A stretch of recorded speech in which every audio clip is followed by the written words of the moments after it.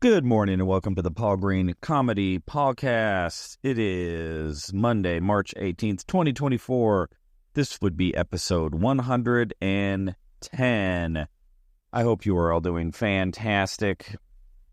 This is a podcast by a dreamer for dreamers. Stand-up comedian, actor, and improviser Paul Green coming to you as I share with you in real time my journey into accomplish my hopes and dreams in my own particular pursuit, in hopes that perhaps it might lend some inspiration or some wisdom, whatever wisdom I have or have not acquired as I pursue this crazy dream. So I am currently back in Blythe, Arizona, which is interesting because I was in Blythe, Arizona 2 days ago, because I am now heading back to LA, although I was in LA all last week and drove back to Phoenix for 2 days, and now I'm heading back to LA because I have a show in the back room of a Denny's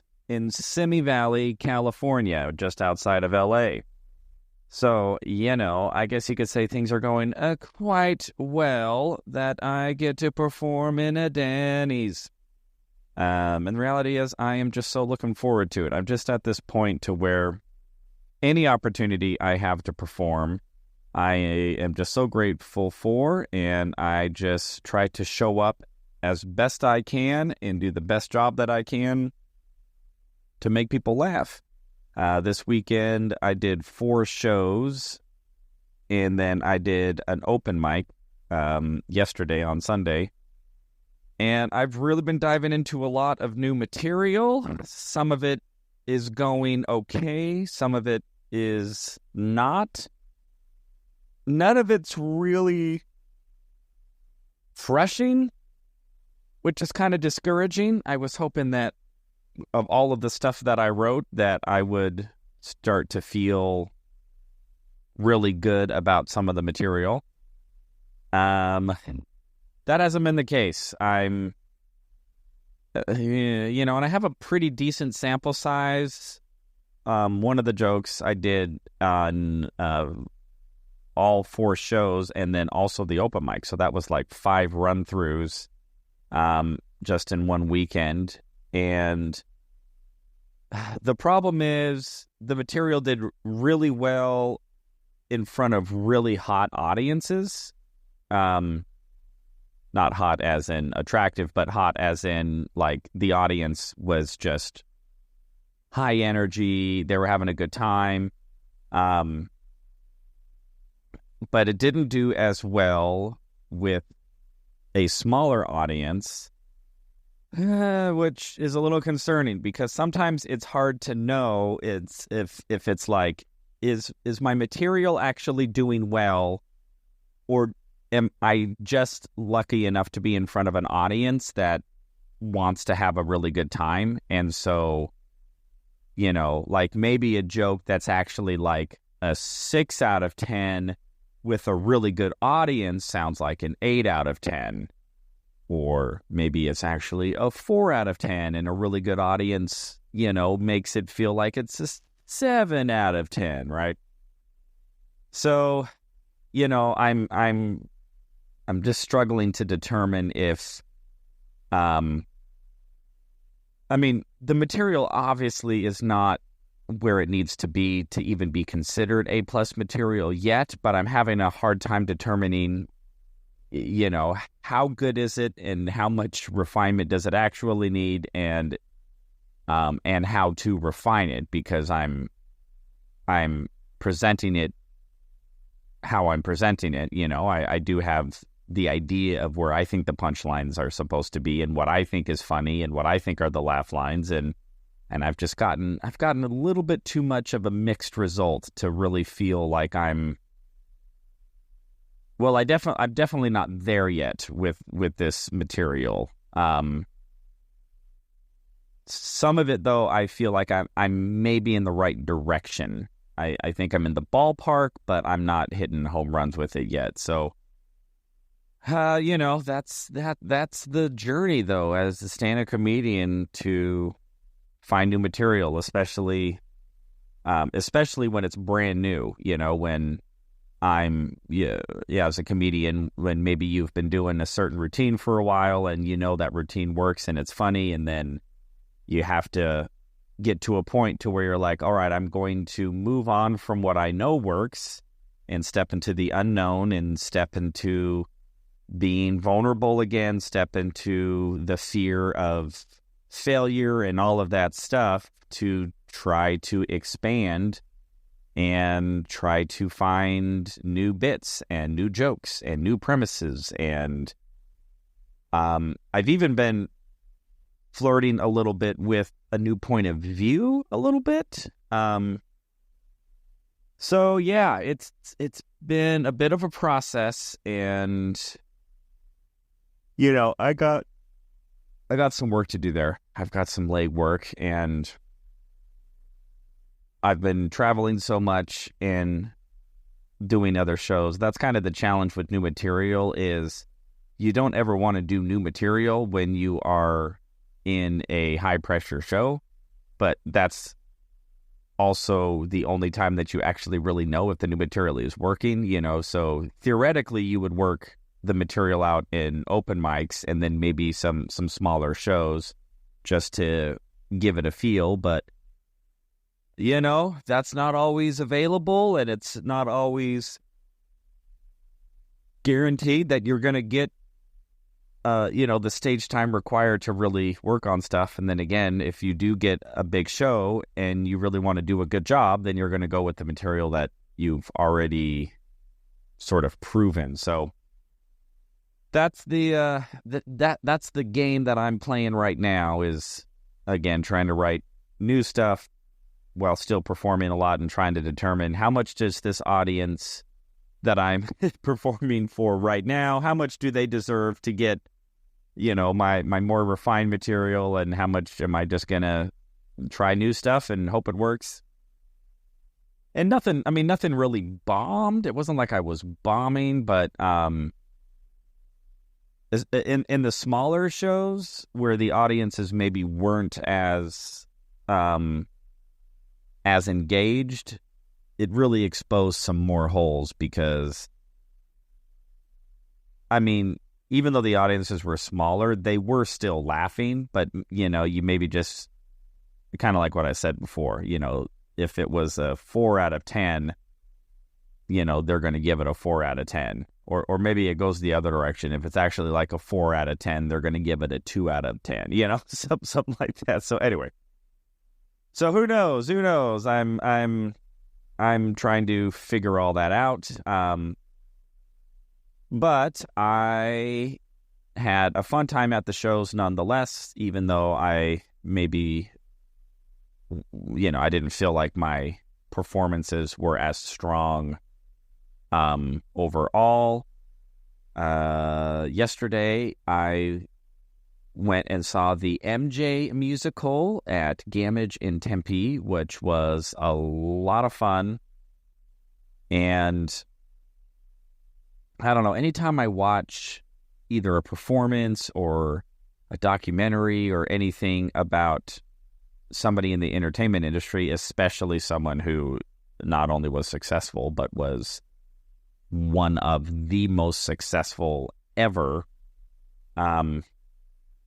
I have a tendency to watch these types of shows, or, in this case, it was a musical, really through the lens of being a dreamer and an entertainer myself. And man, it's humbling. It's also a little discouraging, because it's like, man, this is Michael freaking Jackson. And you just look at what his life was like, from the moment he's a fetus, it's like he was destined to be a performer, and he was born into a family that was a performance family, and, to a father who was so, almost tyrannical in terms of how he raised his kids to be performers.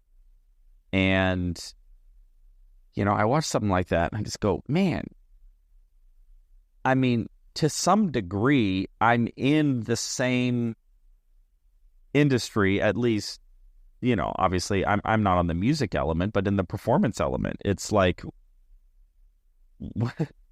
I'm trying to do the same thing. I'm trying to develop an act and a performance that I can then tour around the country and people will pay money to see me perform. And it's like, and that's all Michael Jackson was doing. Just trying to create art that was also commercially viable. That's the game. And just seeing him and his commitment to his craft and, how dedicated he was to that. And then also, the luck element, that he just happened to be born to a family that's, was their entire focus. It kind of reminded me of Tiger Woods and Tiger Woods' dad, and then also who am I thinking of? The tennis players, Venus. How come I can't think of their last name? Anyway, I'm sure somebody in the comments will remind me of who I'm. The two. Will Smith made the movie King Richard. Oh my gosh, their name has totally escaped me. But anyway, just those families that happen to have a parental figure who is just absolutely unrelenting in their commitment to train their children to be successful and to hone a craft and to hone a skill set and to start again when a really, really young age. I think Tiger Woods was golfing since he was 2 years old. And Serena Williams. Aha, Serena and Venus Williams. There it is. I knew it would come to me. As a matter of fact, a little side note about King Richard, the movie that Will Smith was in. So the actress who played, I think she played Venus. It might have been Serena, but I think it was Venus Williams. Is it Venus? How come I'm really second guessing myself on this?